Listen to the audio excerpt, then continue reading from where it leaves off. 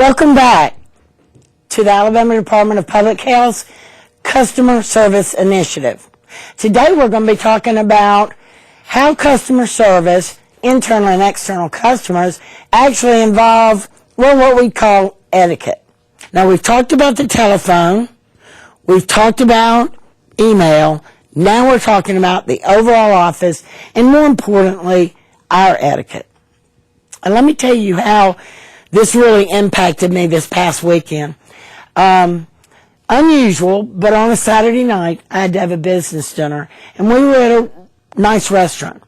We had documents we were working with, of course, my portfolio, my notebook, if you will, and I was taking notes, and I was showing them, the clients, different things. And so I went to push my plate, believe me, all the food had been eaten, kind of pushed my plate forward so that I could open the notebook. Did you realize that the simple act of pushing a plate forward is inaccurate manners at a business meeting? Now see, I would think, but I'm a down-home girl, I would think that pushing your plate forward just meant I need more space so that I can engage with you. I was thinking it was showing them, let's, push up our sleeves and get to work. But later on, Sunday I was reading something and it said, no, you should actually leave your plate exactly where it is. All right, so I learned something new. But this session, hopefully, will actually come across things you don't know about office etiquette and, most importantly, remind us of some of the things we do, maybe we continue to do, we used to do, but it's become old hat now, and maybe we've kind of laid off being as professional as we need to in the office. So let's look at the objectives. Participants in Session 5, by viewing it, will be able to implement office etiquette that is appropriate to every situation and professional. Recognize professional boundaries with coworkers and customers. Remember, coworkers are our internal customer, and customers are obviously our external customer. People coming from us, the citizens, to have us help meet their needs. And then the third objective, understand the communication content and your intent in the relationship. Let me just repeat that one more time as you look at it. Understand that in our communication, there is content. That's the technical, the service, the process that we're meeting with customers. But y'all, there's also an intent in what we're doing. So we're going to discuss that a little bit. I'm going to start off with a study that was actually done this year, 2015, January 8th, 2015, by Kessler International. And one of the things I want you to think about is most of the time when you look up to get information, data, to show research, if you will, normally it's a year, 2 years old. This is just January of this year. And let's look at what it said and how they went about conducting it. First of all, the survey was nationwide, and it outlined the results as the state of the workplace etiquette and ethics as it exists today. The people who were involved in it were upper and mid-level management. In fact, they had 40 professional services firms across the United States. And what that means is they may have one with accounting, they may have one with science, they may have one that's in industry, one in health, those type things, but 40 different ones. And what was very fascinating is all comments were anonymous. So people felt they could actually say outright what they were thinking. Now these different 40 firms of upper and mid-level management actually commented on their employees' use of personal electronic devices. We all know that. The attire or the dress, the employees' manners, the ethics, and other employees' levels of respect for one another. In other words, how they treat each other. That's a pretty broad survey, but let's look at the results. The survey shows about workplace etiquette and ethics and how it's lacking in the workplace. It showed that 84% of the people who were involved in this study, 84% said their staff was inconsiderate and even rude in the workplace. 84%. Now, 65% said that their staff even lacked a moral compass. Now, these are the exact words, not mine. So you've got to look at them for what they are. But for the most part, moral in the workplace kind of goes hand in hand with ethics, integrity, honesty, and so forth. 84% said their employees were inconsiderate, even rude. 65% said they lacked a moral compass. Let's look at some of the actual comments that were said.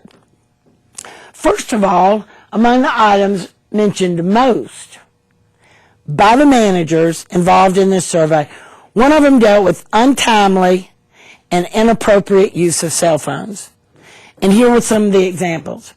Personal cell phones were used in meetings. Now, please note used. And that would even go for professional cell phones. They're going off in meeting, people are texting. What does that mean? We're looking down, we're focusing on the message or the phone, and we're not focusing on the customers, internal customers around us. Personal cell phones at desk during work hours. Now, this did not actually mean it's sitting on the desk. It meant that it's actively being used right there at their desk. Not muting the sound of whatever technology or device that they have, so it has it going off consistently. And let me stop there for a second. I was with a group yesterday for 2 hours, and knowing that I was going to record this session today, I counted the number of times that some phone or whatever technology that the people in the class had, how many times it went off in an actual 2-hour training session. And you know what? I had it, different people now, but 22 times I heard rock songs, birds chirping, of course, the regular ringing of a telephone. I heard all kinds of things going off. That's just in a training session. I think we all have heard or seen on some social media about the actress on Broadway that actually stopped in the middle of her scene and tried to, I guess the word is correct, someone that was using their telephone in the middle of a Broadway play, one of the viewers of the play. We really need to start putting those devices away. It's not that you can't be available like people were 40 years ago. I mean, 40 years ago, 30 years ago, maybe even 20 years ago, before our hands were glued to a cell phone, people still find out if their child was sick at school, if their spouse needed them, if a family member had an emergency. I mean, life went on, but somehow it seems, and I really am saying this humorously, some way it seems now, how could the world have existed prior to the cell phone being glued to my hand? I mean, it's almost like the slide advancer. If I don't have this in my hand, I'll lose touch with the world. And I say that humorously because that's what it actually looks like in a professional setting. If I'm paying so much attention to what is going on with my cell phone or my iPad, you know what that means? I'm not focused on what's being said. I'm not being respectful of the people in the meeting. And it does send an intangible message, and that is, I don't care. Something is more important than what you're saying or the content of this meeting. So, personal cell phone use, not muting it, and then looking at their personal phone constantly. I won't be the first person to actually make fun of cell phones. I've seen a lot of comedians talking about how people are constantly pulling their phone out of their back pocket, checking it to see if there are any texts, any messages on social media, if anybody's called them. It's like nowadays we feel, now why do I say feel? Because feelings are driven by thoughts. We feel like we'll be completely lost in the world, all alone, if every 4 minutes I don't check my cell phone or my status on Facebook or Instagram or tweets, whatever. So we need to kind of, I'm not correcting you in a sense of let me talk down to you. What I'm actually doing is trying to get you to realize, do you think maybe we've become just a little bit obsessed? Just a little bit obsessed since we're being paid by public health to be here, to work, and to be present of mind and focused. Do you think maybe we're a little too obsessed with our, whether it's social media or friends or family? Again, emergencies are one thing, but this incessant looking and checking actually plays into really unprofessional office behavior. Another one mentioned most by the managers in this survey was about wearing inappropriate clothing to work. Luckily, I've not seen this within the Department of Public Health, though I've not been everywhere during this day, but wearing inappropriate clothing to work, here are the two examples that were mentioned. Employees take it upon themselves to dress like, quote, slobs. I didn't say this, the managers in this survey said it. I don't know what slob or sloppy dress would actually mean, but I do know this, it wasn't what met with their dress code. And then the other one that we often have to look at was about casual Fridays. Now, I do know in state government, most of us, most departments, have outlined what is appropriate for a casual Friday. But listen to what these survey results said. Casual Fridays included people who wore hoodies, flip-flops, and torn jeans. Now, for flip-flops, please realize it actually said they were not referring to sandals. They meant flip-flops, torn jeans, and hoodies. I can't ever, to be honest, think of any situation where that attire, even on a casual Friday, would be appropriate. We also looked at the survey, their results, about some items that were mentioned by managers. It included not only the cell phone and other social media devices or the dress code or what people wore, but the overall complete lack of courtesy, manners, and respect in the workplace. Here were the actual examples given. People failed to say please and thank you, which we think are common courtesies. Greetings at the beginning and the end of the day. Now, I know some people are actually going to perhaps balk at that or think that it's so trite. Why would this be mentioned? And let me say what this actually means. When I arrive to work in the morning, I say hello, good morning to the people I pass on the way.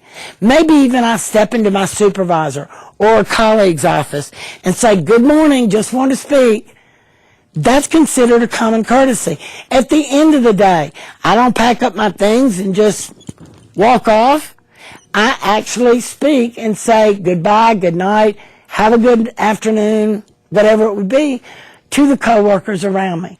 So this is part of office etiquette. Also, entering somebody else's office and workspaces without first asking, can I come in? You know, and I'm as guilty as everybody else. We just kind of round a corner and just walk right into somebody's office. And office etiquette says you don't just walk through the threshold. You knock on the door frame or the door before you go in. Borrowing, and that's in quotes, other employees' office supplies without asking. I think most of us probably walk into an office or a cubicle and say, may I borrow your stapler, or may I borrow some tape, whatever it is you may need. But y'all, it's saying that without asking first, that would be part of office etiquette or unprofessional. Use of street talk and signs in professional meetings. That is actually what it says. I don't have to give examples. It's talking in a way, our verbal, our words, and also our signs, our hands, and so forth, that is considered personal or layman's or street language. Let me just give you one example, and I don't want to offend anybody because this has got to happen, but a fist bump, you know this, as a way to greet somebody going into a meeting is unprofessional. That's something you do with friends and so forth. So proper handshake, we'll talk about it later, or a greeting would be sufficient. So leave the fun, low-key, the things you do with your friends, leave that outside the office and really engage in business etiquette. The survey also showed the inability of younger staff to perform some responsibilities or types of work. Now, I don't want to downplay Generation Y or this new Generation C, or what some people still call the millennial. I'm not trying to criticize them. This is what the actual survey said.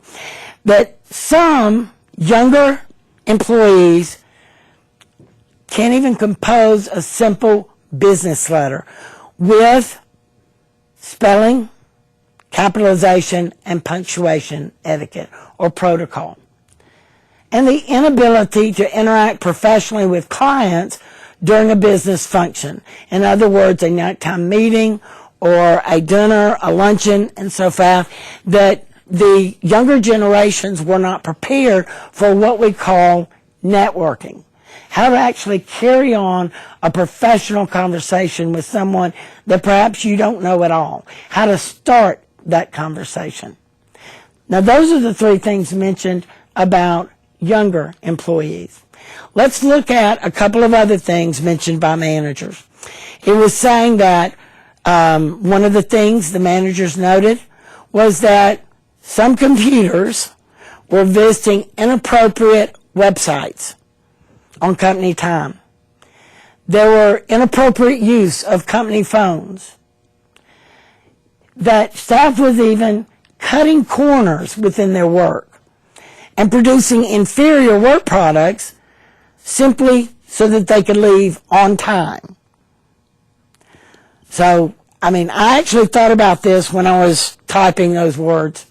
And I thought this, I might be guilty. If I've got somewhere to go and I've got to leave right at, let's say, 5 o'clock, I'm just going to, quote, wrap this project up, finish this email quickly so I can get out the door. The intention is not to harm the work product. The intention is to leave to be on time to go somewhere else. But the problem is that work is suffering as a result of that. A couple of other things mentioned by these managers: a disregard for the employer's property. In other words, misuse of equipment and such. And then another one, the inability to handle pressure to achieve results. And a couple of the examples given were people who were blowing up or actually raging in the workplace, bullying in the workplace. The survey also showed the lack of integrity, and these were the actual or specific examples given. But employees don't know the difference between simple right or wrong. They lack personal responsibility, which, by the way, for us in customer service, includes accountability. Lying to a phone caller, actually just a blatant lie. We don't do this. Yes, we do this. and the information is totally false. Cheating on the time billed to clients and stealing time by arriving late and leaving early. Now, as a state agency, we don't bill out our time normally. I don't have to account for every 15 minutes like an attorney or like an accounting firm or a law firm, but even within government, y'all, we should hold every 15 minutes accountable. Are we actually working? Or are we in the break room carrying on a much longer conversation? Now, please know, as someone who often teaches team building, coworker engagement, all of those things, there is nothing wrong with socializing, because that's when rapport is built. That's when team building actually occurs. Not while you're working, but it's when these things become excessive and it starts to take up 15 minutes, 30 minutes, an hour of time. And then when we cut out 10 minutes early this day, 10 minutes early that day. You know, I have an example that I'd like to give y'all about this, leaving a few minutes early, arriving a few minutes late.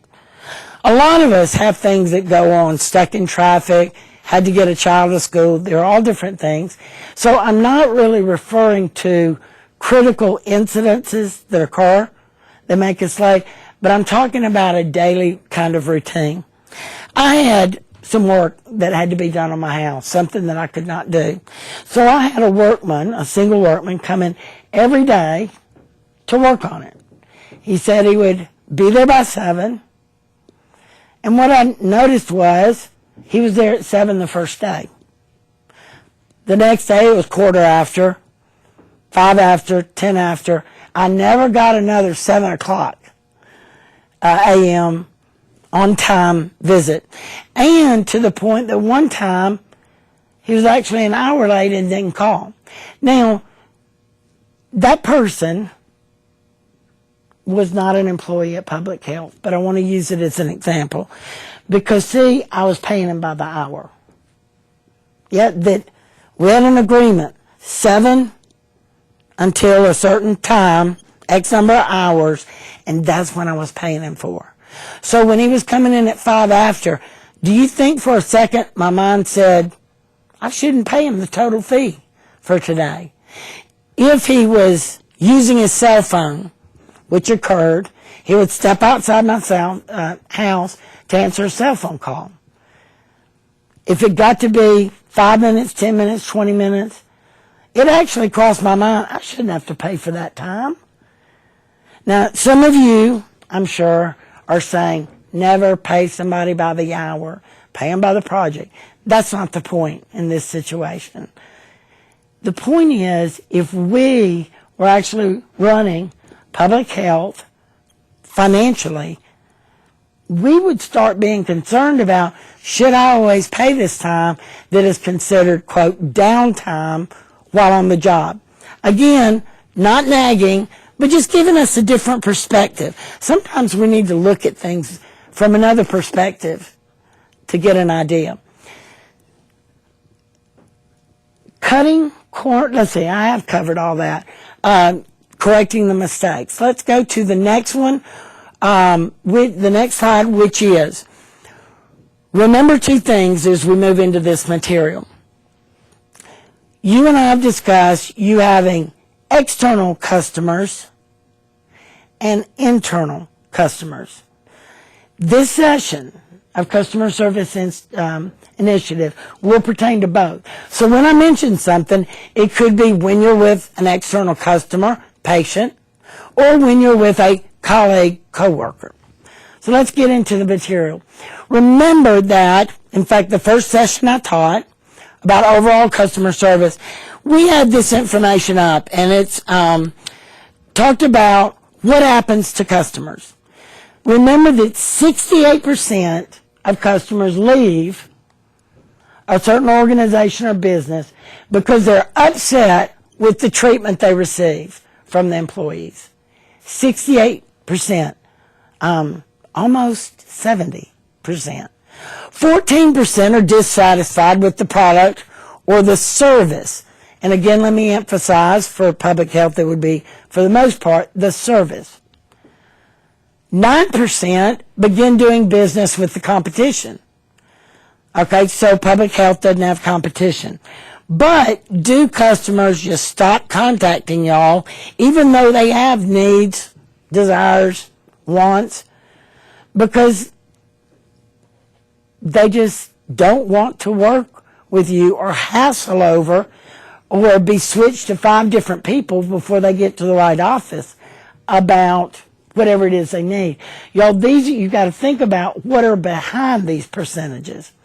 5% develop other business relationships. And if you actually read this study, which is outlined in a book, How to Win Customers and Keep Them for Life, by Michael DeBuff, it was one of the things that you've got to think about is what's behind the percentages. So let's look at this. 68% is called customer service that we could do here at Public Health. 14%, they're dissatisfied with the service. Okay, now we're somewhere around 82. 9% has to do with me looking elsewhere. 5% is because I develop relationships that are better than what I have here at Public Health. And though, like I said, this would be more for the private sector, here's what I want you to look at. 3% move away, 1% die. Only 4% leave businesses in the United States because of what I would call non-customer service issues. 96% of customers leave and ask to do something with how they were treated, how they were served. They found somebody who did it better. This is really telling. If it was only 50%, I would feel a lot different about this. But 96% of customers may leave from doing business with an organization, and it all has to do with how they were treated or serviced. Something we need to think about. So, let's get to the point of office etiquette. And what I've tried to do is add a little fun into some of these points, because I'm not a person who is just perfectly, drinking my tea with my little finger out and always saying the right thing and standing appropriately at every ounce. And those of you who know me know that's not me. But here is something I really want to get at. We need to be doing these things. We don't have to be the Queen of England. We don't have to even be the president's wife of the U.S., Michelle Obama. What we need to be doing is every day dealing with people in the manner we're about to talk to. And y'all know why? Not for ourselves, out of respect for other people. So, let's get to the point. Number 1, that text or call can wait. What is often termed nowadays is collective attention deficit disorder. A recent study by Robert Half Technology found that 64% of surveyed CIOs. CIO is a Chief Informational Officer, the head of the IT. 64% said there was increased use of mobile devices, including cell phones and, of course, tablets. And that's led to a huge increase of breaches in workplace etiquette. 64% increase in mobile devices, whether cell phones, tablets, whatever it may be. Here's some etiquette or some protocol to go along with. And I've already preached this, so to speak, so I'm just going to talk about it at this point and not be preachy. If your cell phone goes off, text or call during a meeting, it's a big problem. In other words, like the heading on this slide says, that text or call can wait. But what do we normally do? We actually, the minute we hear the vibration of our phone, the ding of an email coming in on an iPad, we immediately have to look. That's where the attention deficit comes in. So what we need to do is start realizing that while I'm in a meeting for, let's say, an hour, 30 minutes, it's okay if I don't answer that text, that email, that phone call at that moment. I can communicate back with people when the meeting is over. So it is a big problem. Put your technology down or away and be respectful of the other people in the meeting. Even outside of a meeting, the use of technology distracts from the work at hand. And,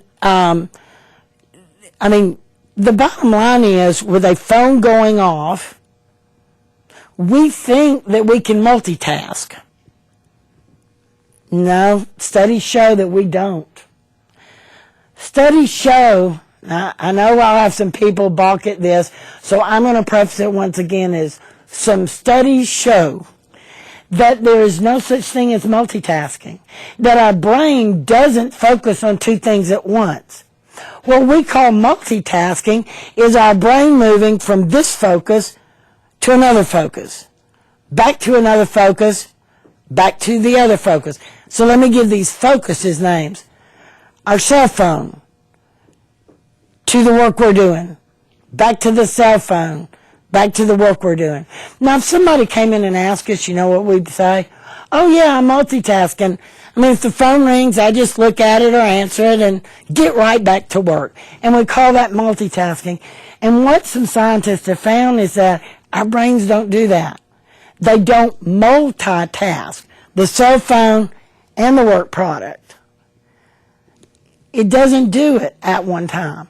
It changes. And in that change, our brain focusing or refocusing on something, we lose perspective. Now, I'm not concerned about the seconds, but our brain, once we come back to our work product or whatever it is, an email, researching, whatever we do, our brain has to then refocus and get back in gear to be in the work mode or be present for what we're doing at the time.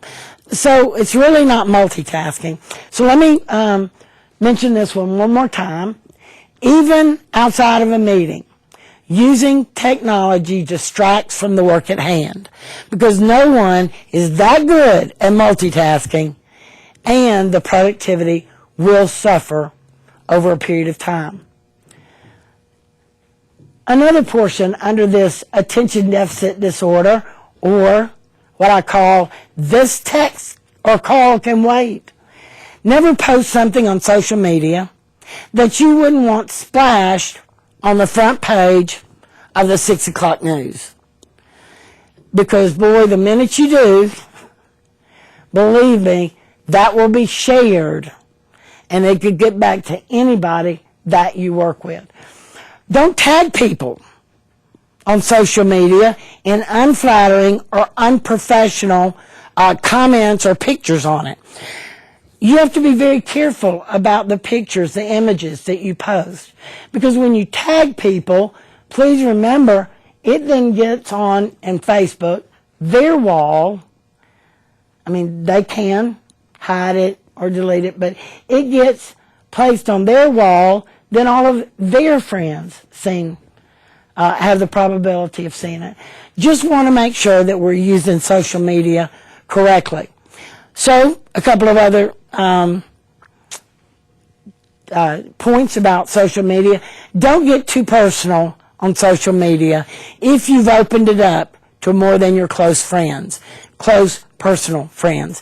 Now, we're going to address this a little more under other headings, but the idea is when we get too personal on social media and we've opened it up to more than just close friends and we emote or we complain, it's giving out too much information to people in the workplace that there should be boundaries. Let's switch to the cell phone just a moment again. People tend to speak. I thought this was so interesting. People tend to speak 3 times louder on a cell phone than in person. When we talk on a cell phone, we talk 3 times louder than when we're talking in person. And I think it's just a habit that we've acquired. So, what is a safe cell distance? We need, when we are talking on the cell phone and we are around internal or external customers, we need to be at least 10 feet away from them when we talk on a cell phone. And let me give you an example of this, because I think I have a pretty good perspective as a trainer. You know, if your phone goes off, I'm not going to chew you out. I'm not going to make you an example, a scapegoat of phone calls, because I do understand people have emergencies. But here's the ones that I actually laugh about. I actually find a lot of humor in the misuse of technology in today's workplace. I'll have people, and this isn't just one department or one private sector organization. This is across the board. I actually have phones that go off in class. Now that, let's pretend like the slide advancer is my phone. It may just vibrate. It may not ring out loud, but here's what happens. Hello? Yeah, I'm in training right now. Can I call you back? Or, worse, they will actually start to answer whatever question it is. And I just laugh at that, because I'm not sure where our etiquette went. Who's ever heard you have someone speaking, or maybe even it's a classroom discussion, and somebody actually sits in their seat and carries on the conversation? I mean, I actually start laughing about it, because I think it's hysterical that we've gotten to that point, the lack of etiquette or manners. So be very careful about this. It's becoming a worse problem than we've ever had before. And again, you got to look at the cubicles sides of that. And we're going to talk about cubicles in a minute.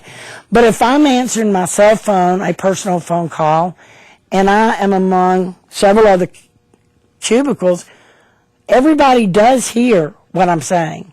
So it's very important we start paying more attention to respecting the people that we're around. Here's some other hints about texting, phone calls, other social media. Don't ever vent on social media about your boss or job. Well, that is if you want to keep it. I think that goes without saying, but I have people who will actually call their boss or coworker by name and vent on social media. Need to be careful about that. Here's another, and this is a rule of thumb, and I know we'll have people that disagree, so what I wanted to do was give you proper etiquette. And then you will do what you need to do to be a professional. So here it goes. Facebook is for friends. Twitter is for everyone. Facebook is for friends. Sending out tweets, that can be anyone. Now, here's the exception. If you are genuinely friends with your coworkers, you have actually become close friends because you've worked with them and developed relationships that are personal in nature. And though that's not advised, perhaps it's happened, then go ahead, hook up with them on Facebook. But for the most part, Facebook should be your personal friends. And then if you want to unite with people at work, that would be through Twitter. Also, it's important to maintain a line, or what I call boundaries, between your work life and your personal life. Technology and social media make it easy to blur those two lines. So we just need to just put that in the back of your mind and start thinking about it as you move forward through the use of social media. Now we're going to move from that text or call can wait to home sweet home. And we're talking about our cubicles and our offices. All right, first of all, an open workplace does not mean personal space is a thing of the past. Just because, in fact, some organizations are going to a huge room with just a bunch of desks. I mean, there are no even cubicle walls. It doesn't mean your personal space is a thing of the past. But it does mean that we have to actually, the more cubicles and less closed-door offices that we have, it means we've got to keep some protocol or etiquette in mind. So, we've already talked about the fact that you don't just walk into somebody's office, so send an email to see if someone is available, rather than just barging into their space. Don't sneak up behind someone. Announce yourself as you approach and or knock on the edge of their cubicle or their office door. I'm putting both of these cubicle and offices together. Yeah, you actually knock on the edge of a cubicle to announce that you're there instead of just coming up behind someone. Bend over backwards to respect coworkers' space. We don't need to invade them. You know, sometimes I think about being raised in a house where I had a sister. We were 14 months apart. Now, let me just tell you, as someone who's just a year younger than your sister, it was difficult at times. And my bedroom was directly across from her bedroom. So it was really easy just to kind of walk over and borrow her brush or makeup or whatever it would be. Or her coming to my room. Or maybe it was easy just to go in and instead of knocking on the door or whatever, it was, hey, can I borrow XYZ? The whole point is, what we used to do at home and what we do at home isn't appropriate for the workplace. We want to be able to respect. And I remember both of us, my sister and I, getting in trouble for that. Because we would just go into somebody else's, into each other's rooms, which is like going into each other's actual offices. Some other things. That call may be important to you, but chances are it's not important to your coworkers to hear it as well. So we've got to adjust our volume, especially in cubicles or in our offices where we keep open doors into a hallway. So your telephone conversation, bring that volume down. And by the way, if it is a personal call, it is said if you are in a cubicle, you are to get up and walk outside into a hallway before you actually take the cell phone call. Use a speakerphone. Don't use, a speakerphone unless it is absolutely necessary if you work in a cubicle or in an office where the doors are kept open. Something else, headphones, if allowed, are today's do not disturb sign. Now, there are going to be a couple of people that perhaps disagree with me on this, but I want you to go back and look at the statement. I said headphones if they're allowed.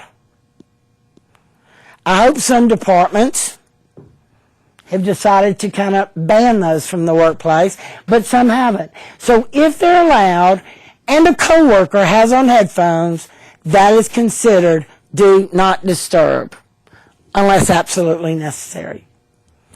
It's considered bad manners to wear your headphones in the elevator, the break room, the kitchen, minutes prior to a meeting. Why am I saying this one? Well, coming up on the elevator today.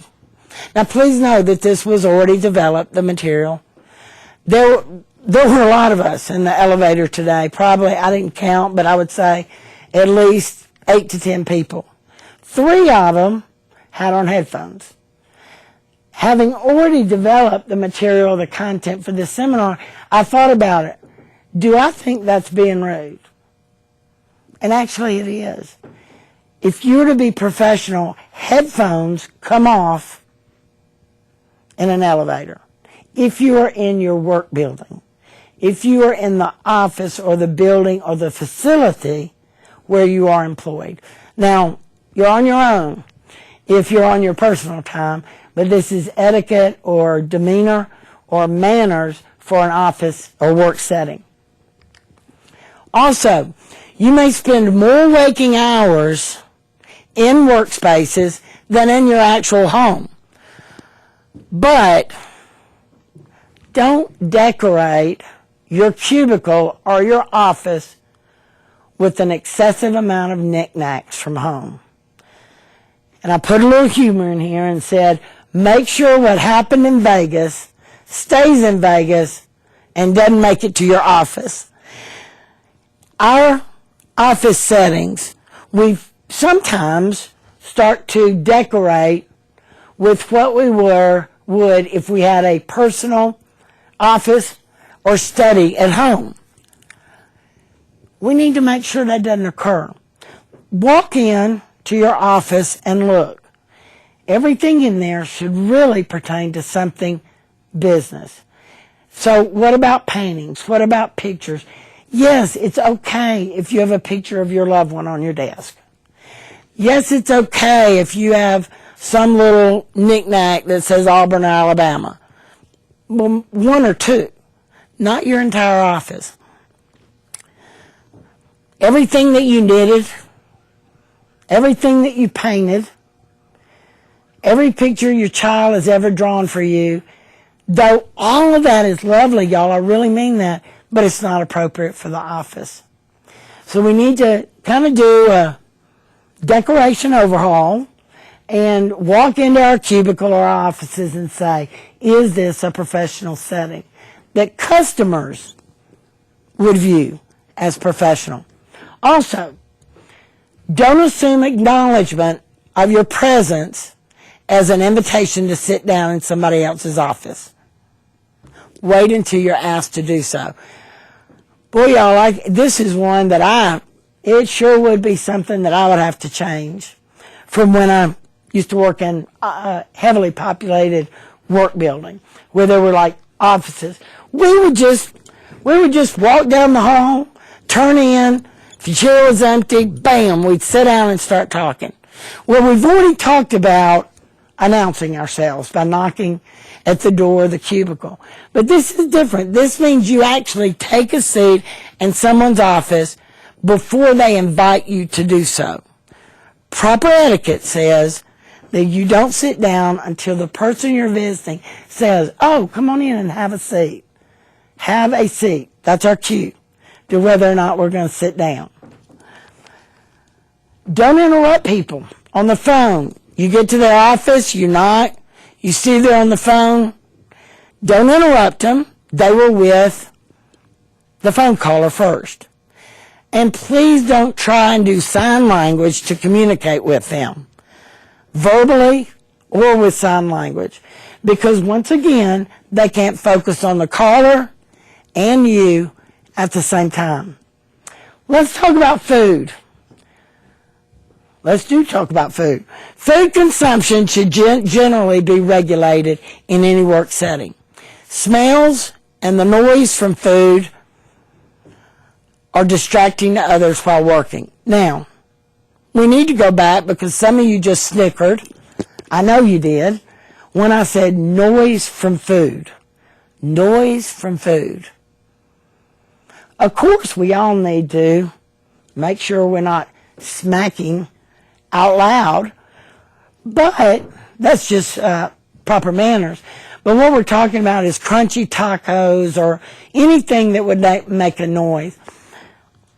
I remember years and years ago, I would be in my church, where I chose to go, my church, and I remember I'd get a stern look from my mother or father when I would have a piece of peppermint. And as I started to unwrap it, all that crinkling would go on. Now, in the church I went to, it was complete silence if the preacher was talking. And what would happen? I'd get that look from my mother or my father saying, "You're making noise." And it's the same way, especially in cubicles. If I start to crunch on candy, taco shells, whatever it would be, or if I'm trying to unwrap something, those are all just common courtesy reminders that we need to think about. Now we're going to change gears. We've talked about that cell phone or text can wait. We've talked about home sweet home, your cubicle or office. Now we're going to turn to, you guessed it, Project Runway. Workplace fashion. Now why did I come up with a question mark behind Project Runway? Because whatever is on a runway is not necessarily what we should be wearing at work. Now, I know some of you that do not watch the show Project Runway, y'all actually may be thinking about an airplane, an airport runway. That's not what we're talking about here. This is a show where, 8 to 10 people battle it out to be the new clothes designer. And each week they're asked to design some outfit. Some of them are pretty wild. But it's okay because it's a runway. That's what they're asked to do. Some outlandish type fashion. But that's not appropriate for workplace fashion. Let's look at some of these points. Save those see-through dresses, sandals with socks, lycra bike shorts, muscle shirts, and plunging necklines for something other than a work situation.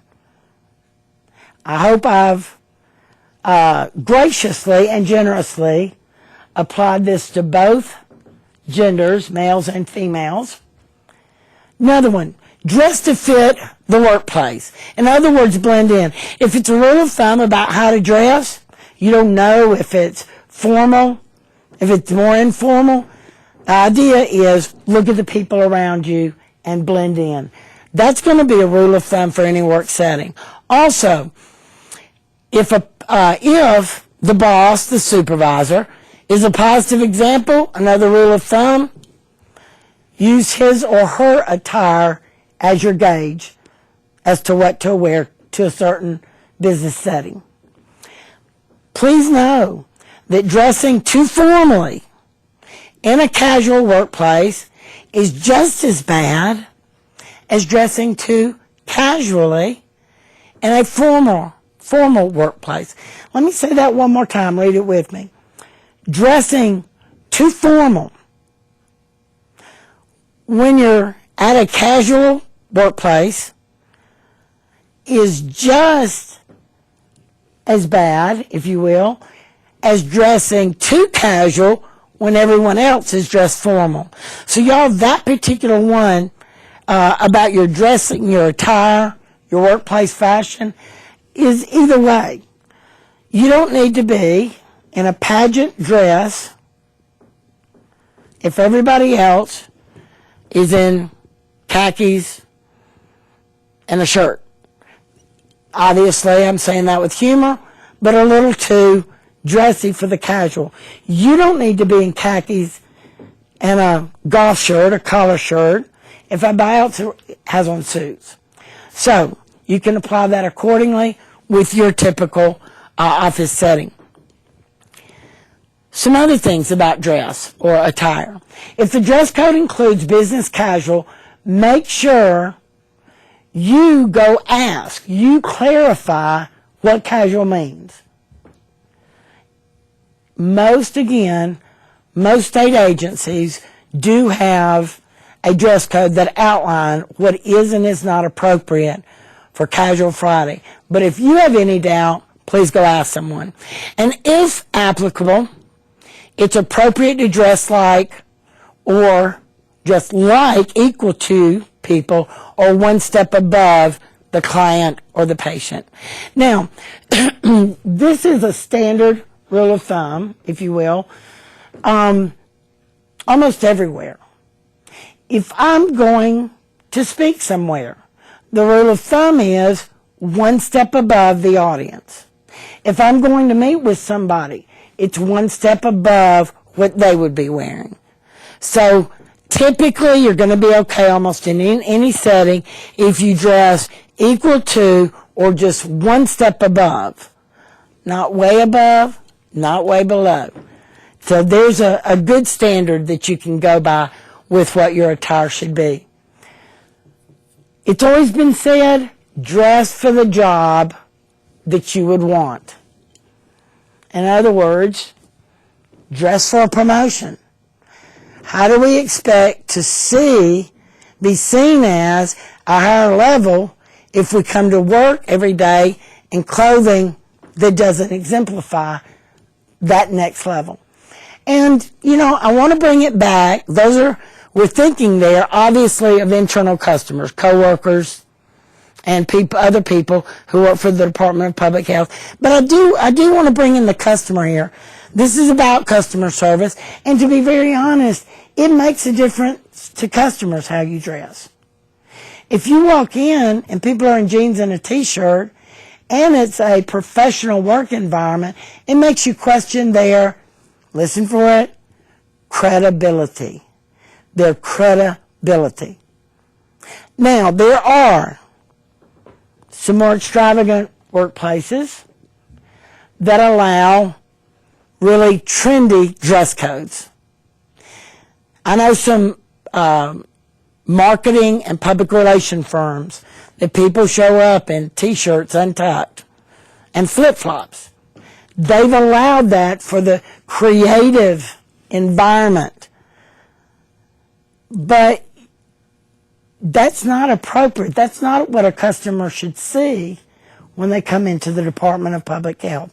So, and you don't want a job that would wear that. Well, let me rephrase that. If you're looking to move up, promotion-wise, you would want to dress the part. Another one, clothing, an important form of nonverbal communication, actually can enhance your personal reputation or either detract from that professional reputation or what we term credibility. Clothing is a form of nonverbal communication. So your clothing, your attire, either enhances your credibility and reputation, confirms it, or takes you down.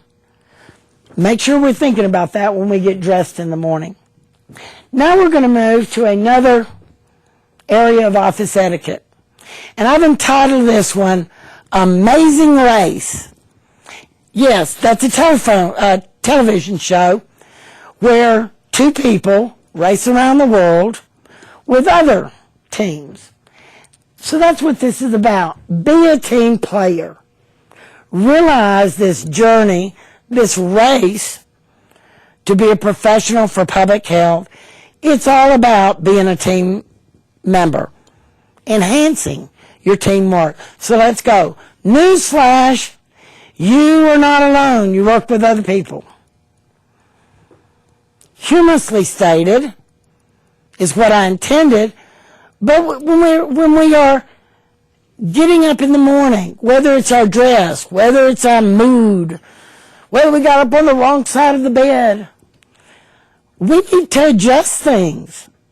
Whether we're waiting for that cell phone, because we got weekend plans to go to the lake, and I can't wait to hear about them. Y'all, whatever it is we're doing, we have to realize we don't work alone.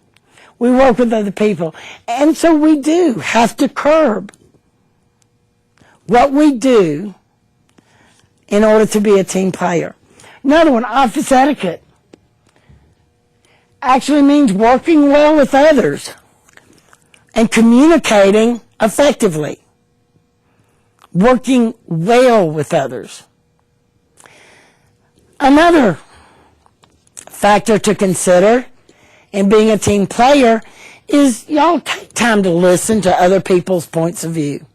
So many times in this world that we live in right now, we are so ready to cast out our opinion on things, our way of doing something, our thoughts on something. But a true team player actually takes turns. They take the time to listen to coworkers or even customers' point of view. Another important part of being a team player is to be responsible. If you say you're going to do something, then by all means complete it. Actually do it. If you're unable to complete a task for some reason, you need to be able to communicate, contact all the team members. Now, that when I say team members, that makes us think it's a committee. I mean actually people around your office and or an external customer. Communicate to them that you're not going to be able to complete it, why you can't complete it, so they can discern if it's a good reason or not, and what time it will be complete. So if I cannot complete something, make sure I tell everybody that's going to be impacted why, when it's going to be completed. And why is to give them a reason why you can't complete it in the time frame.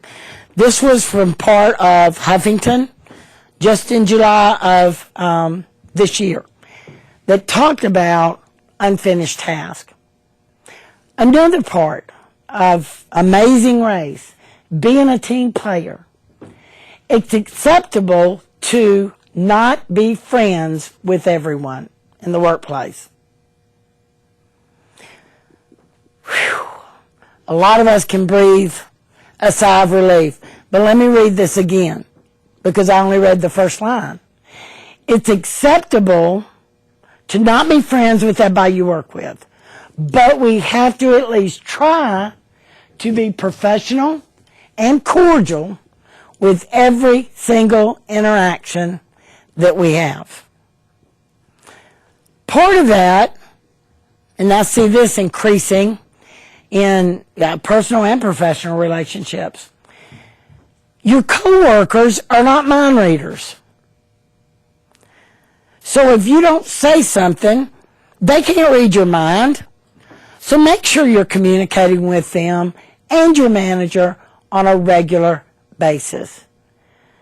So if it has to do with any form of work, any that impacts anybody else, make sure that you're communicating, updating, letting people in on what's going on that particular project, customer service, whatever it is that you're dealing with. Being a team player. We're going to leave the team player in the Amazing Race, and we're going on vacation. So, au revoir, adios, and arrivederci. Now, I may not be able to say all of those correct, because I have a southern accent. But we're talking about when an employee goes on vacation. What is customer service oriented? The key to a relaxing summer vacation is taking the time to leave your work life in order. In order means organized. For you, your coworkers, and your customers. So that while you're gone, anything that needs to be carried out, it's easy to find, it's all there, it's as if you were actually at work. Another, let everyone that's impacted by your job, people you routinely brush elbows with, let them know when you're going to be gone to work. One of the worst things is for a colleague that works somewhere other than in your direct office to need your input or part of the report, whatever it is that you're doing. So they walk down to your office, the door's closed, they ask a coworker next door, hey, where's Charlene? Oh, they're on a week's vacation. They won't be back till next Monday. But yet what they need is right now maybe to hit a deadline. So pretty much just let everybody know that you rub elbows with on a routine basis that you're going to be out of the office. Also, remind your regular contacts of your vacation schedule even a few weeks in advance. because that will give them time to get anything they need from you or get your opinion in on things, or perhaps even on meetings that need your involvement prior to your vacation date. Also, prior to leaving, create some type of auto reply for your email that gives the date you'll be out of the office and also lets others know if or how often you'll be checking emails. I know there is one place that I go when I am traveling with work. I'm a certified rope instructor, so high and low ropes out in the woods. This one facility that I use is so remote and so out in the woods that there is no cell service or internet service that can reach it. So here's what I do. I've learned the hard way. Is I send an email to everybody that I routinely work with, and it says simply this: wanted to let you know that I'm going to be out of the office for the next 3 days, 4 days. I'll be working on such and such ropes course out in the woods. This means I will not have cell or internet service until I arrive back, and I usually am humorous and say end of civilization by X time and date, because there is no service that can reach you out there. In fact, sometimes I say I will drive to the nearest city that has cell service at night and retrieve all messages. So if you need me, tell me that I've got to call you that night and leave a forwarding number. I mean, there are a lot of things we can do to make our colleagues feel more comfortable with us. And you know what that is? It's just customer service. Internal customer service. Let's look at a few more. Include on that auto reply your name, your phone number, and even the email, not your name, the name, phone number, and an email of an alternate contact in your office in case the caller needs immediate assistance. So someone who could act in your place while you're gone. Update your voicemail, if you have it, to reflect your time off, and create an email reminder to change your greeting upon your return. Because when you do get back, you don't want to be in the office and your voicemail greeting actually indicate that I'll be gone, but then it states you would be back 2 days ago and you still have your auto reply or voicemail on. Some other things. Identify a vacation backup buddy. That's a humorous way to say determine which colleagues are best able to cover for you while you're out, cover your work. Make sure that these vacation backup buddies are comfortable with the various situations that would come up. And maybe even in the days before you go, hold a pre-vacation briefing to update your boss or coworkers, colleagues on the important projects, services, customers that they might be handling on your behalf while you're gone. And of course, it doesn't have to be an official big meeting. It could be you go to each one one-on-one to do this. Also, use the meeting as an opportunity to thank them in advance.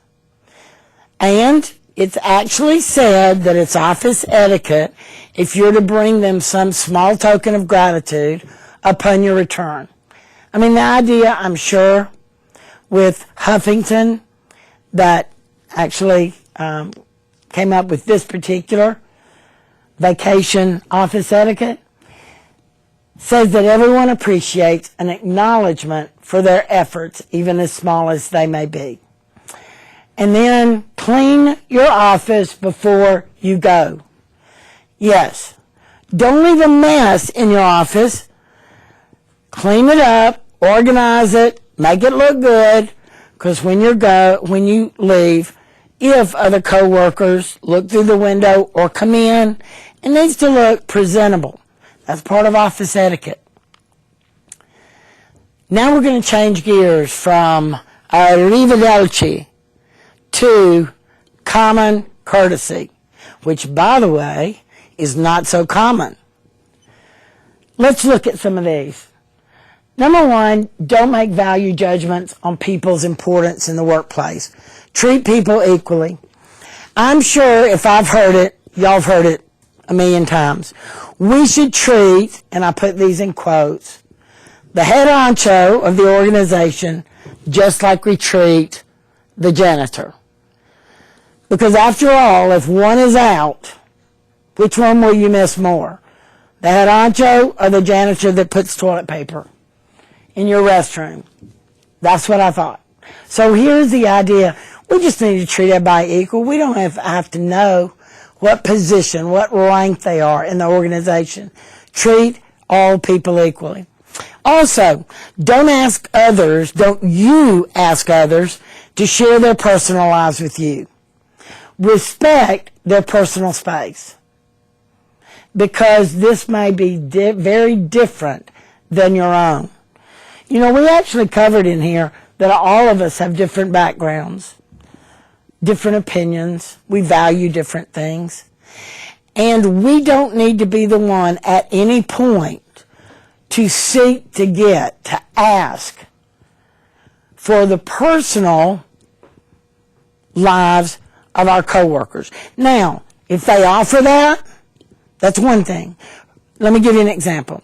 I'm coming in the morning, and because it is good office etiquette, I say, "Good morning, how are you? How was your weekend?" Now, if I say, "How was your weekend?" and a colleague decides to tell me something about their weekend, and it's not something perhaps that I'm used to, and that could be for any reason whatsoever, if the deeper they get into that, it's okay if they bring it up, but you don't ask about it. You can be the receiver, but you can't be the person seeking that if we want to remain with professional etiquette. Also, don't be the source of gossip. I think we know this. Don't be the source of gossip in the office. But by the way, don't even participate in it, whether it's about your life or somebody else's. Actually deflect the gossip, saying you're too busy to chat and then continue moving or walk away from the conversation. What we should be doing is dwelling on the positive qualities in people, not their negative qualities. And you can be the person to start this in your office.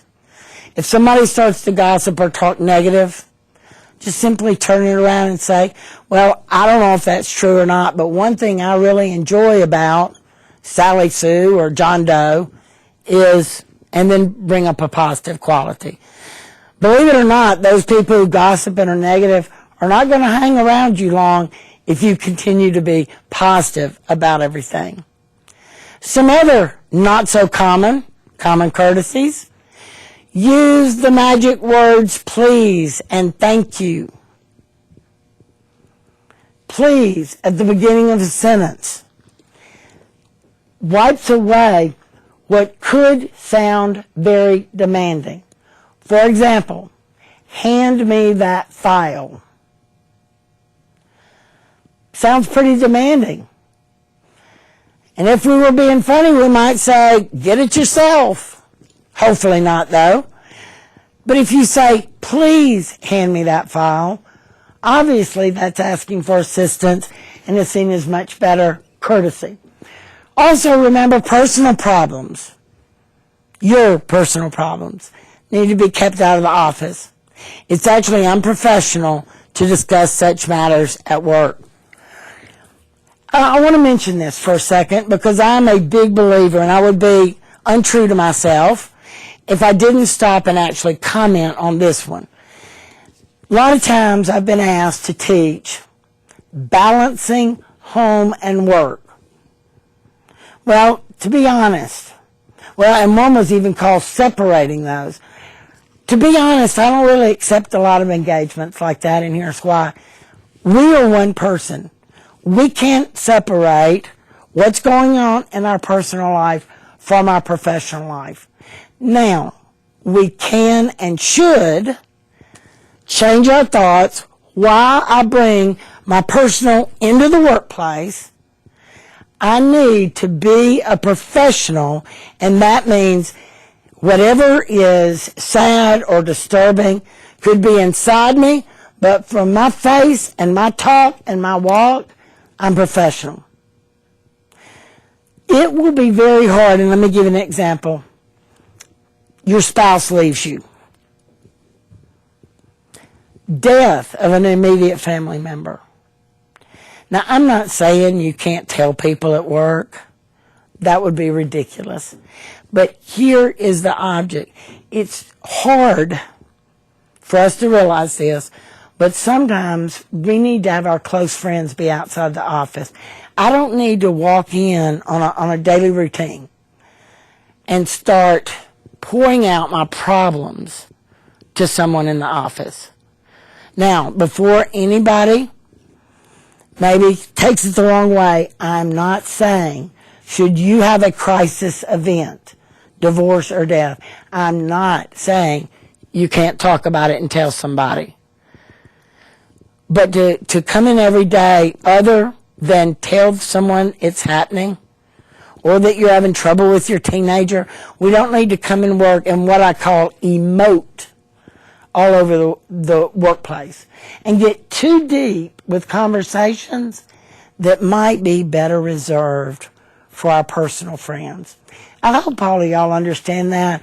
I'm not meaning to tread on anybody's personal practices or be offensive to anyone, but the workplace is for work. Also, greet visitors to your office while standing at the door or in front of your desk, never while seated behind it. This was something that I hadn't heard in a while.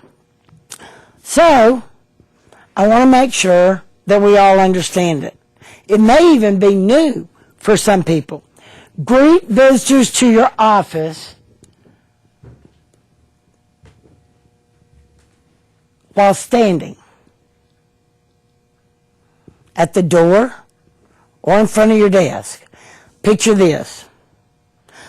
A colleague, a customer, your supervisor, one of your employees comes in and stops at the door of your office. Or they do their little knock and walk on in and now they're in front of your desk. It is professional etiquette that you stand up and walk around your desk to greet the individual. I know some of you this isn't going to land well with because we are so busy. We have interruptions every 5 minutes. By the way, the actual percentage is that there is some type of mental interruption every 4 minutes. But every 11 minutes, it involves another person by phone or by email or in person. So let's say every 11 minutes. Do I have to stand up if somebody is at my office door? Y'all, the answer is still yes. You can stand up and motion for them to come on in. Or, hey, how you doing? Come in. You're standing up, and then you can go ahead and sit back down. But I just want to make this point. You don't remain seated. It is common courtesy, professional behavior, to stand up, walk from around your desk, to ask the person to come on in and have a seat. So, remember that. Try and practice that. It will be different for some of us, so we got to start thinking about what we're doing. Also, remember the theory of mutual respect. If your visitor stands, you stand. If your visitor sits, you sit. If your visitor dance, you dance. I don't know about that last one, but I thought I'd throw that in. So here's the idea.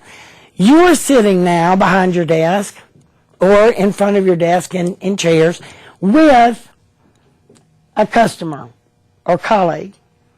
If they stand to leave, you stand. If they remain seated, you remain seated. Just common courtesy, and it is professional office etiquette. Another one that sometimes we let slip, but really we have the best intentions. Please be on time to all meetings, conference calls, and appointments. Another one that I can hear a crowd saying amen to right now. Stay at home when you are sick.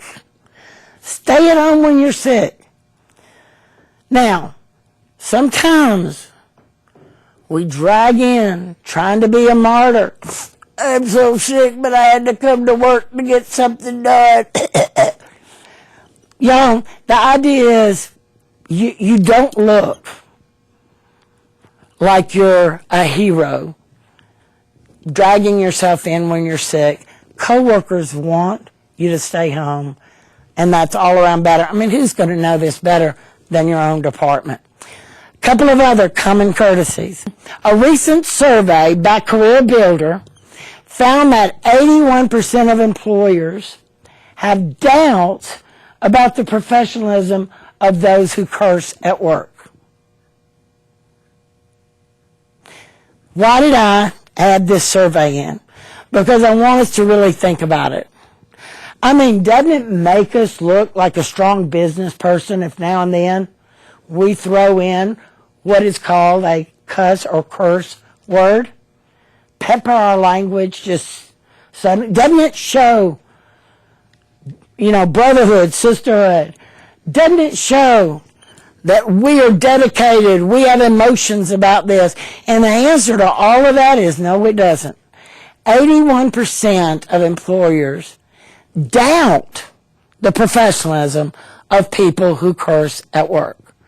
More than half of employees surveyed believe that a person who, quote, swears or cusses at work is less intelligent. Let's go back to that. More than half, more than 50% of employers think that if an employee cusses or swears, they're less intelligent. Obviously, we don't want to be seen as that. Leave those, I'll call it personal, peppering words at home. Also, maintain a positive can-do attitude, even during stressful situations. We simply mean people want to be around people who can remain positive during the middle of crisis or stressful events. What they don't want is a negative Nancy.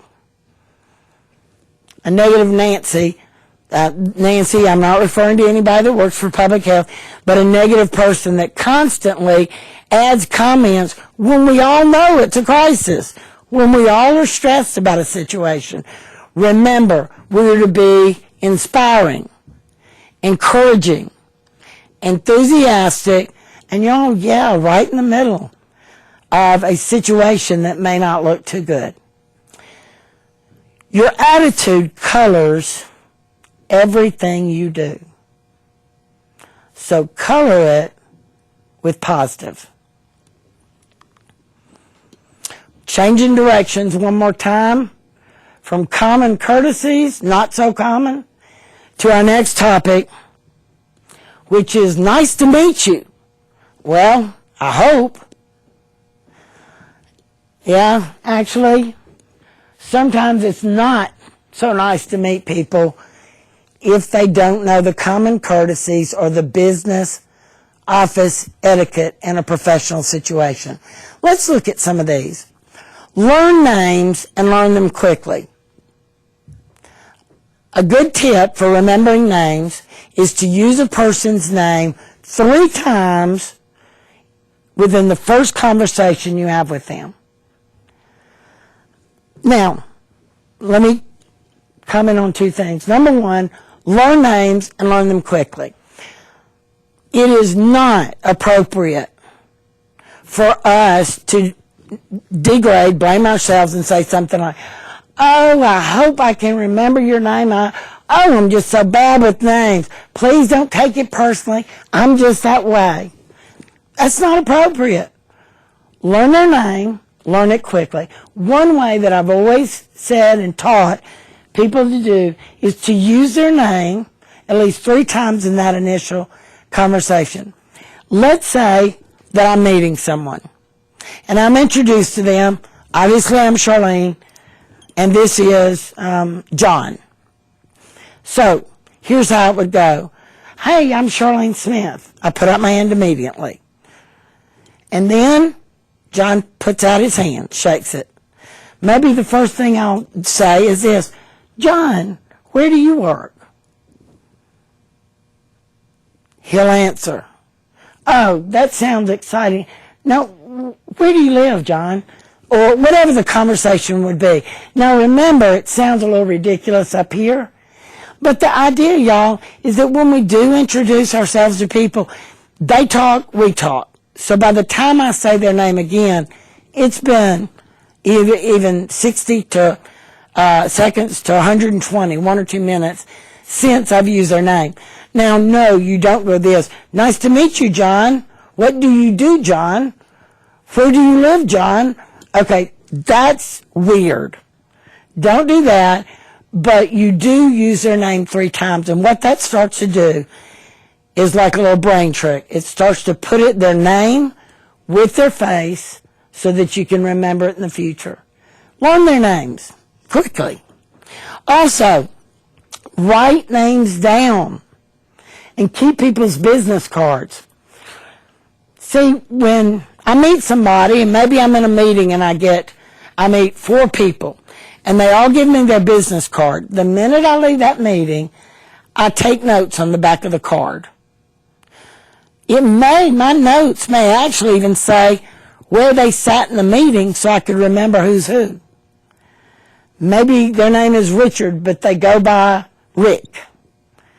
So on the back of the card, I would write Rick. These are just little tricks of being able to remember other people. When you don't know someone's name, they may actually interpret that as a sign that you don't value them. Yeah. And we can't just say, well, that's ridiculous, I don't care. No, we have to think about that. Professionally, if I can't remember your name, it may be interpreted as I didn't really value them.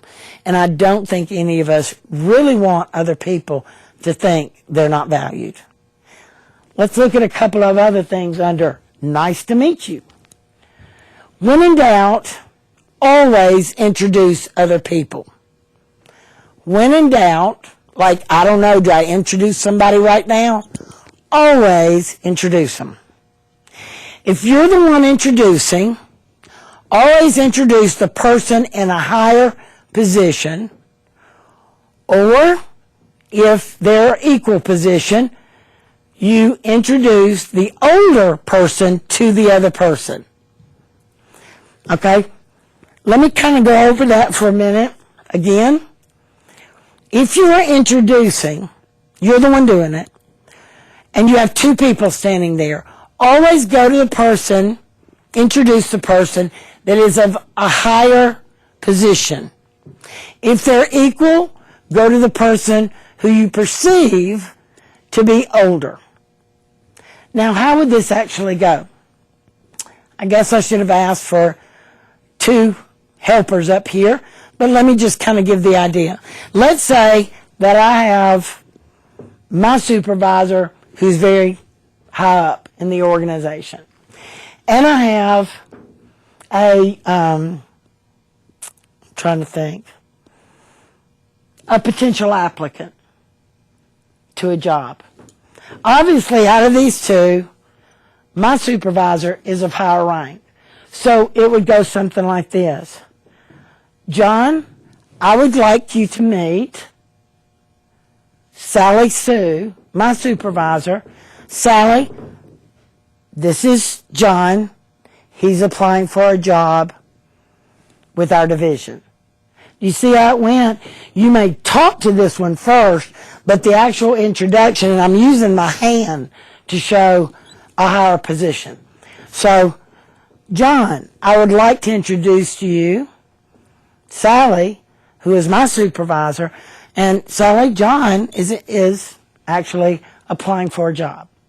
So you see how that introduction goes. Now let's say they're two equal standing. I am out to lunch with two coworkers. Those coworkers are the same, I hate to use it, but level or position as I am. And I have somebody of importance.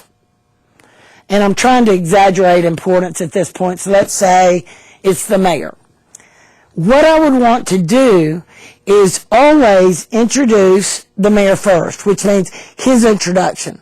So I turn to my two coworkers, and I may say, y'all, I'd like to introduce you to the mayor. This is, in Montgomery, Todd Strange. Mayor, these are two of my coworkers, Cindy and Rick. So again, the focus, I guess, is one way to look at it. The focus is always beginning on the person in a higher position, or like I was showing there, maybe all three of us seated at the time at the lunch. When the mayor walks up, maybe it's not the mayor, it's a friend of mine, a client of mine. Okay, so there's no positioning, and the three of us are the same age, but this client is much older. Always go with introducing the person who is older if level in the organization is not a priority. I probably said so much, you mixed up now. So let's move on. Always stand when you're being introduced to someone. You're behind your desk. You're already seated at a meeting. You're at lunch. You are sitting. When somebody introduces you, Charlene, I'd like you to meet so-and-so. Or if I'm introducing it myself, for instance, I just take the initiative. Hi, I'm Charlene. I always want to stand. That's common courtesy. That's professional business etiquette. Now, what would normally happen at a lunch or in a meeting, here's what's going to happen. Oh, Charlene, don't stand. It's nice to meet you. And if they say you don't have to stand, you don't have to. But we need to initiate that standing, whether behind our desk, behind a lunch table or dinner table, or behind a conference room table when we're at a meeting. Another part of nice to meet you, I hope, always say your full name in introductions. Always say your full name. Now, y'all, it does not mean I go through, if I have more than 3 names. It doesn't mean I go through, but what it means is the name I go by and my last name. For example, hi, my name is Charlene Smith. Charlene Smith. I don't go into, I am Diana. I'm trying to think of names. Diana, Susan, Charlene, LaToya Smith. I don't need that. They may be written on my birth certificates. I may have adopted all those names. But I use the name I go by and my last name in making an introduction. In the United States, by the way, the handshake is the business greeting. If you want to be taken seriously at work, you must shake hands and shake them correctly. You must shake hands and shake them correctly. So, what is a proper handshake? Well, let's look at why that's important. When someone's handshake is unpleasant, by the way, in any way, we often associate negative character traits with that person. Y'all, they can be the most wonderful person in the world, But if their handshake isn't pleasant, isn't wonderful, negative traits immediately come in to what we perceive as a weak handshake. A firm handshake, on the other hand, with very direct eye contact, sets the stage for a positive encounter. As you can see on the image that is on this slide, I'd like you to look at it, and I have a big red symbol for Xing it out. This is not correct. Why? Look at that picture for just a minute. Why is that an incorrect or unprofessional handshake?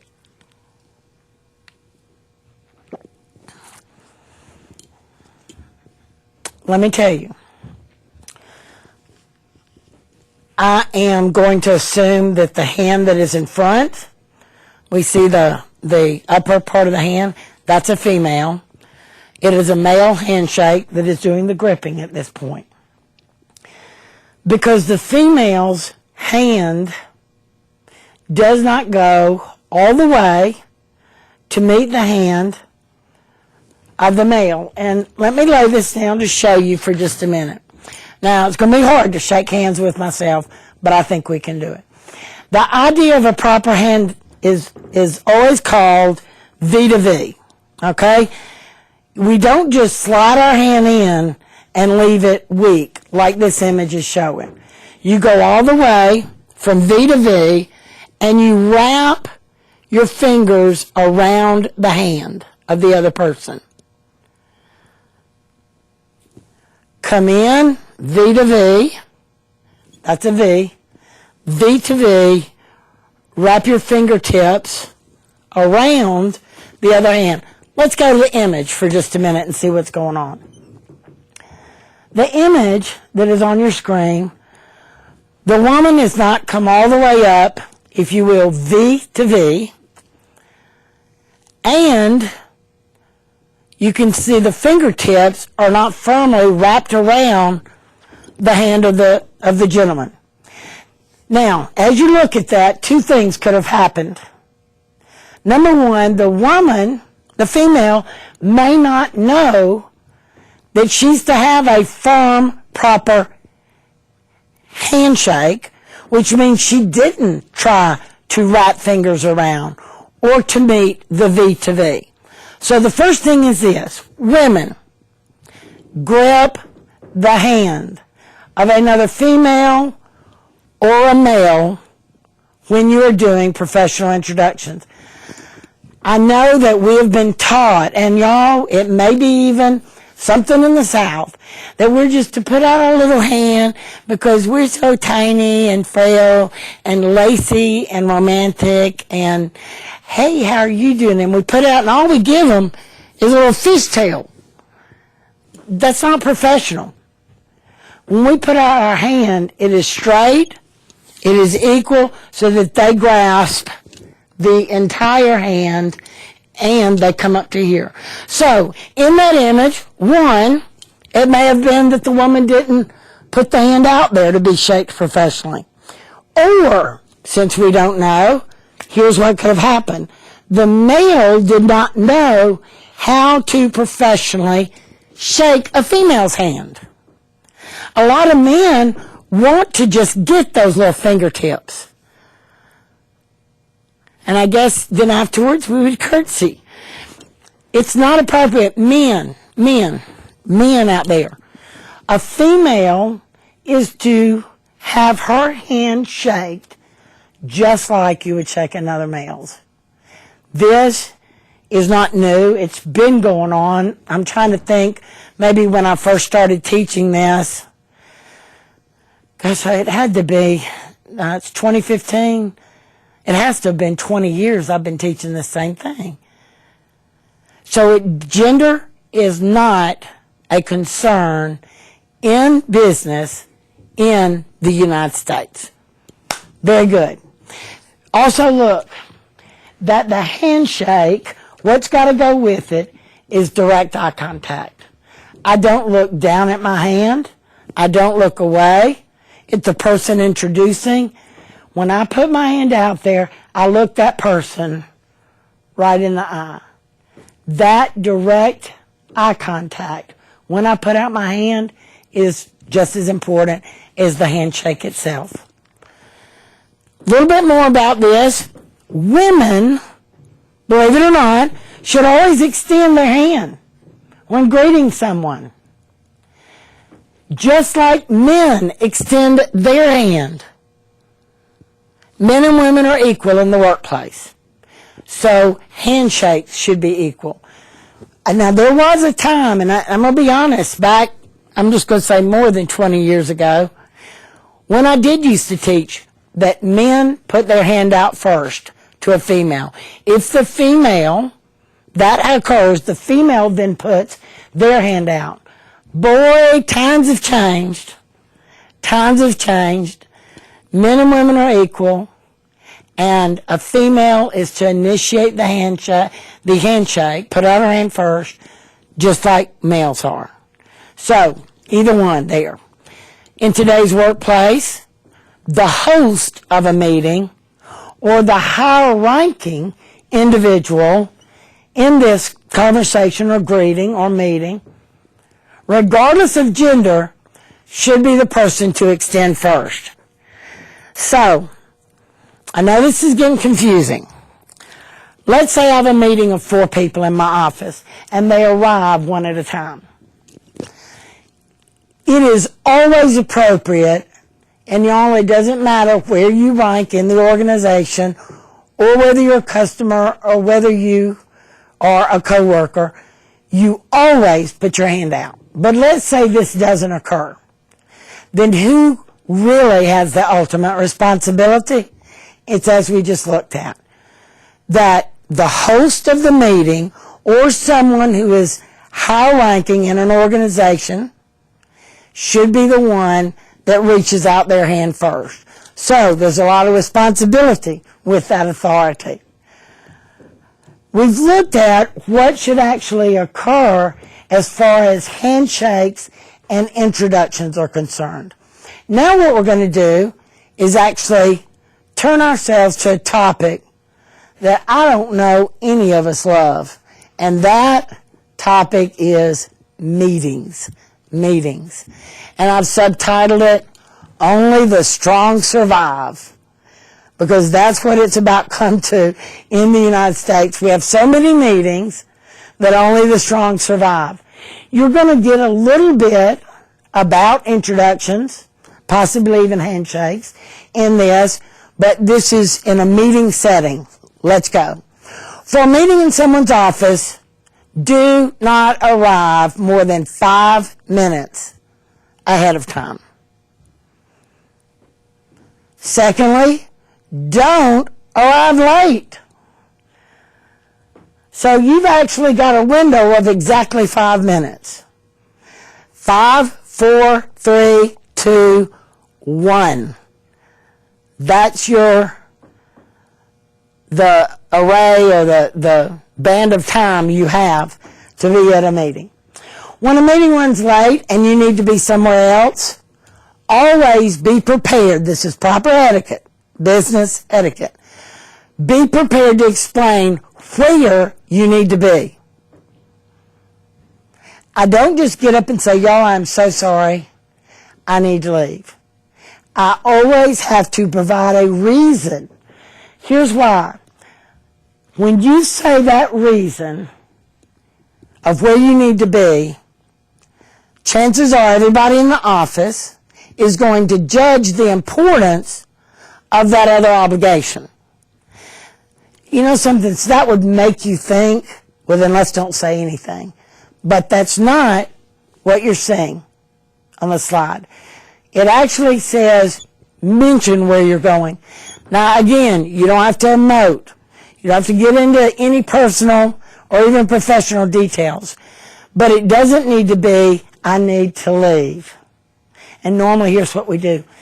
Prior obligation. And we say it kind of low. And people read our lips maybe. But here's what we need to do.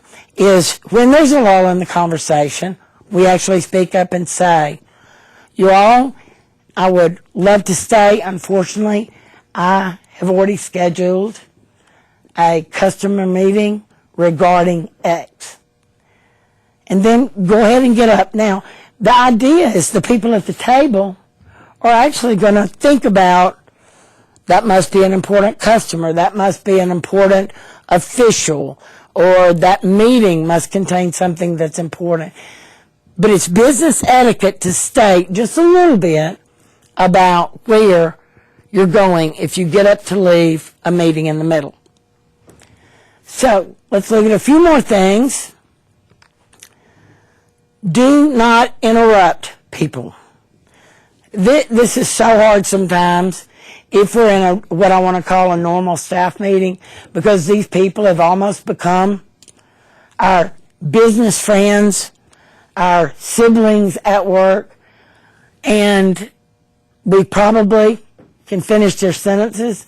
But the idea is professional etiquette, business etiquette says that if someone is talking, you do not speak up. You wait till they are completely finished speaking before you start your talk, your opinion, your thoughts on the subject. There is a time and place for confrontation. And by the way, a meeting is almost never that place. So any opinions that are voiced, that are controversial, if they move even one step beyond, I disagree with that, or I see that differently, if it goes one step beyond that, any conflict or heavily debated discussions that are controversial do not take place in the meeting. That's something you would set another meeting for, or talk with a person outside the meeting with. Another thing that is just good etiquette, and it also boosts what people think of your self-confidence, only in a meeting, only say thank you once or twice during the entire meeting. Otherwise, you end up diluting the impact of the word thank you. If you say it too much, it even makes it appear that you are helpless or needy. Thank you. Don't use it more than twice when you're in a meeting. And if you say it too much, know that it could make you appear needy or helpless. And I'm going to add one other comment to that. I was reading a professional workplace text the other day, and it actually talked about the words, I'm sorry. Just like thank you, I'm sorry should not be said more than twice in one conversation or at a meeting. Because if you say I'm sorry over and over again, it also makes you appear very interesting, helpless, but not needy, incompetent. Helpless and incompetent. Now, why do I say this about I'm sorry? Because we can truly be sorry, and that's fine to say. One of the things, some studies I've been reading, is that Americans nowadays tend to pepper our conversation with a bunch of I'm sorries. For instance, oh, I'm sorry you were speaking. Go ahead. Oh, I'm sorry. I disagree with that. We just put the words I'm sorry in too many times, and it actually is hurting our credibility an awful lot in conversations and in meetings. So let's look at another etiquette or rule or protocol for only the strong survive these meetings. Never pull out someone's chair for them, regardless of gender. Now, I'm going to say this because we are sitting here slap dab in the middle of Alabama. What you do on your personal time is fine. But in a professional setting, men and women, we've already said, are considered equal. Therefore, it's not appropriate for someone to pull out the chair for a female and that's normally how it goes. But if a female is pulling out the chair of a male, don't do that either. Also, keep eye contact and make an effort to truly listen to other people as they talk in the meetings. Maintain your eye contact with the person who's speaking and listen. Don't look down at your phone. Don't look down at your notes. Direct eye contact and listen as the other person speaks. Take the time to ask questions, which then shows an interest in the other person's thoughts, ideas, or what they're saying. So ask questions now and then about what someone may explain in the meeting. It shows that you are focused, you are listening, and that you're interested in it. So, we're coming to an end. This week, after viewing this session, I want you, as a way of homework, to practice 3 manners or tips that we discussed today. As you shake someone's hand, put down your phone, redecorate your office, or work on your manners during a meeting, whatever you choose, let your a coworker, know what you are doing. In other words, show 3 people something that you learned. Maybe it's putting away your phone. Maybe it's struggling with everything inside you to not look at that text as it comes through during a meeting. Maybe it's a new workplace fashion. I don't know. We've covered literally probably hundreds of specific tips today for office etiquette. I want you to put 3 of those into effect. I want you to execute. I want you to implement. I want you to practice at least 3 of these. And I thought I'd give you a little test. And the test is this. Is it rude to throw a breath mint in someone's mouth while they're talking? That's totally said in humor. But you know, sometimes we think about that. I know sometimes I'll be talking to somebody and I end up looking at their lips and how they're moving and almost crack myself up. Well, their lips crack me up. The idea with this is just a humorous test. No, it is not proper etiquette to throw a mint in someone else's mouth while they're talking, even if they have bad breath. We want you to implement 3 professional, appropriate, protocol or etiquette, 3 things you learned in this particular session within the next 5 business days. So, let's end with this quote. Lawrence Stern said this, respect for ourselves is what guides our morals. Respect for others is what guides our manners. Respect for ourselves is shown by how we actually act, behave. In other words, our morals, our ethics. Respect for others is why we act the way we do, why we want to implement the office etiquette we talked about today. Y'all, it is out of respect for others. And what it actually comes down to is respecting the internal customers, which are supervisors, management, colleagues, co-workers, office mate, team member, employees, other state government employees,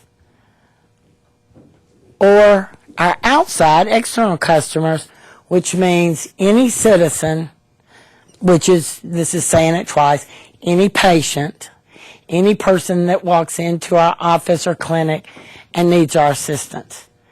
Respect for them is what this is about. See, so many times when I teach etiquette, and usually it's professional etiquette or business etiquette, the audience initially thinks I'm teaching it for them, and I am, but it's so that ultimately they show respect to the people that they meet professionally. And you know, in summing this up, it really is about other people. Can the Department of Public Health change the current culture? And I'm not saying you have bad customer service. I'm saying, y'all, can we even take it higher? Can we be known not just for good, not just for great, but unbelievable customer service? Can we start implementing some of these objectives? Can we change behavior? Can we implement new actions in the workplace that would gain the Department of Public Health a new reputation? It'd be almost, they would want to come back to y'all just like they would to any fast food joint that was friendly and professional. We need to think about this. You know, governments, whether deservingly or not, are getting a lot of bad rap right now. Some bad press. Because money's tight. Do we give it? Do we not? Do we raise taxes? You know, I'm not just talking about here in Alabama. I'm talking about all over. The thing is, when somebody mentions the Department of Public Health, we want smiles, positive reputation to be known by people who are out there. Now, some of y'all are saying this, well, it ain't going to change anything. Nobody ever notices that state government is professional or they're good with service. And I want to tell you that that's actually not true. I know the reputation of some agencies very, very high, and it deals with the service they provide. I know and am convinced that many of you already do some of these things, but there are also many of us that need to do these things. And in fact, this session, being the 5th, we're over the hump, if you will, in getting these out of 7. It needs to be something that is just infiltrates the entire department.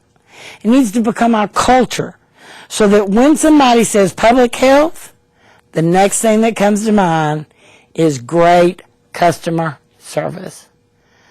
Think on that until we meet again. Thank you for attending this seminar.